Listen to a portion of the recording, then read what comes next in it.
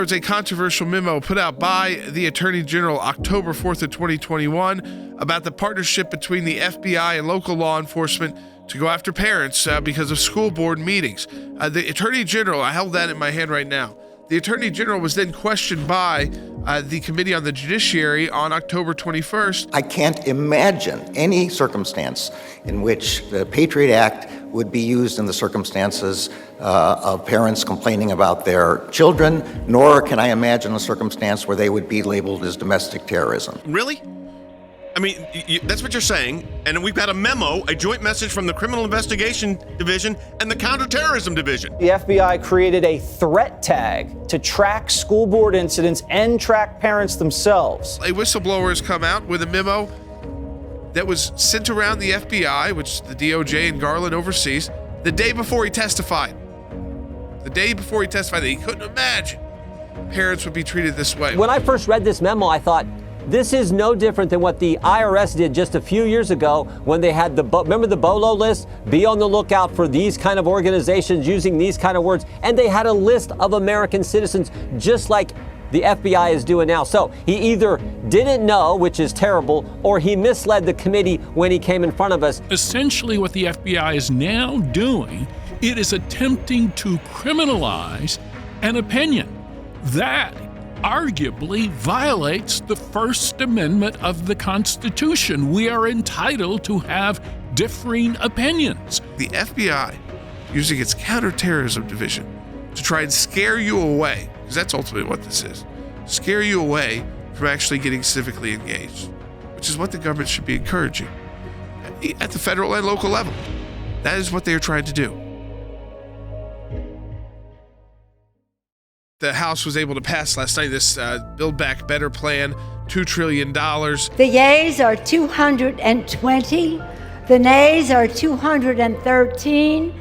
The Build Back Better bill is passed. The House Democrats themselves had to get over internal fighting in order to get their bill passed, because for a lot of them, this wasn't enough. The total spending in this bill is $1.7 trillion. That's about what we expected. However, something that we did not necessarily expect, that the bill would add $367 billion to the deficit. It costs way more than the House said it would do, and it was nowhere close to revenue neutral, and yet all of them essentially held hands and voted for it anyway. The Committee for a Responsible Federal Budget is scoring the BBB bill at $4.9 trillion.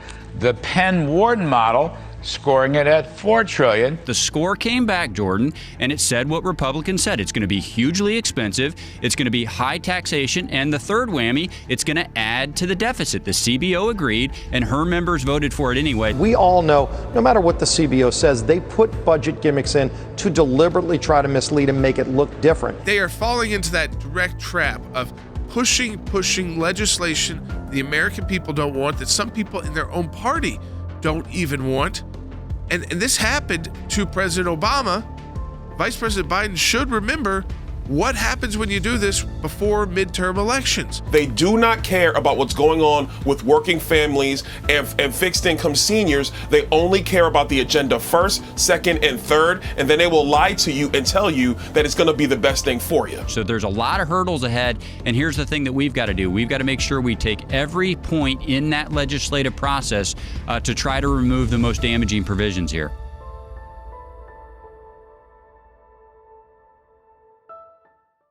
House Intelligence Committee Chairman Adam Schiff saying he's fine with having pushed the discredited Steele Dossier against former President Trump, even after the Durham probe indicted one of Steele's primary sources for lying to the FBI. The chairman of the House Intelligence Committee is going on national television, all the big Sunday shows, and defending the use of a phony dossier. Do you regret giving some credibility to the Steele Dossier before anybody had been able to verify anything in that? I don't regret saying that we should investigate claims of someone who, frankly, was a well-respected British intelligence officer.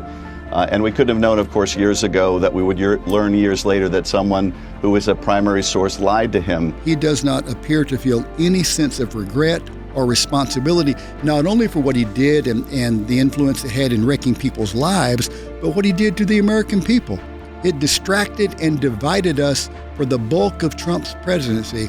Schiff, does not feel normal guilt and responsibility, and that, Jordan, that's almost psychotic. Adam Schiff, much because he was a chairman of an important committee, the Intelligence Committee in the House, much like the FBI, he was actually in a position to investigate these claims before going public about them. And he dropped the ball on that, just like the FBI. One of the most massive atrocities in American history has been the Clinton-inspired Russia collusion hoax. No one has done more to feed this narrative than Adam Schiff and the FBI. He always acted like he had something else. But whatever he's saying was in line with that dossier. It was all a coordinated effort, and it was just smoke and mirrors.